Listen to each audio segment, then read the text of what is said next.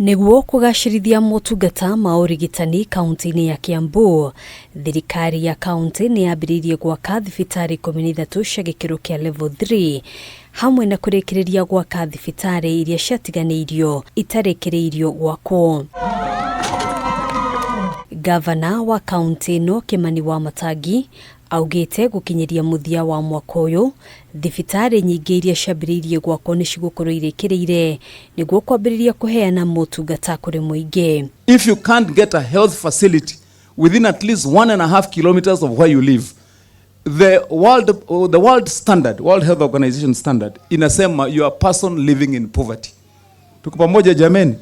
Sasa alafu ukuja hapa kwetu unakuja ati hii Kiambu yote, hii Kiukenda yote, ati mama akitaka kujifungua hapa lazima atafutiwe gari ama atafutiwe matatu ama Uber mpaka Kiambu. Kama resident tumeshika mkono, tuko nyuma na tunataka ifaulu, na ili watu wetu waweze kupokea health services kwa karibu. Akina mama wa Kiambu watakuwa wanakuja hapa ni karibu sana, hata ukitembea unafika tu hapa dakika chache. Kwa hivyo manufaa ni mingi ambayo hii health facility itatupatia kama wenyeji wa hapa. WAMATANGI araragia o hindi ya kuruguria waki wa thibitari ya Kiambu, akiuga waki uyu urahuthira muigana wa ciringi milioni 50. Kuna ward moja hivi ndani ya hii county in the next 6 months yenye haitakuwa na a level 3 facility yenye iko na mpaka maternity. Hapa tunaweka minor theater, mtu ya ati joint imekuwa dislocated. Sasa ni wapi? Ni hapa.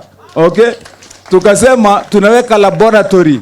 Hii laboratory tunaweka kwa hii hospitali ikiwa level 3, mambo ya x-ray usiende Kiambu. Oho akiuga thibitari wa Karuri uri mwena wa Kiamba na thibitari wa Gashororo level 3 uri mwena wa Juja ni cikwambatirio ngathi kinyagia gikiro kia level 4. Kuhitukira mitambo ya kiriu, thirikari ya kaunti itanyite kunyitithania thibitari ciothe 114 kaunti-ini ino niguo kuhota guthurima uheani wa motungata na uhuthiri wa indo ta dawa. Kitu moja tu yenye niko kwa utaratibu wa kuweka saa hizi yenye imebaki, ecosystem yenye nimeweka tunaita ERP, na ndani ya ERP nimeweka hospital management system ambapo inatuwezesha sasa kufuatilia monitoring ya zile madawa ziko kwenye hiyo hospitali.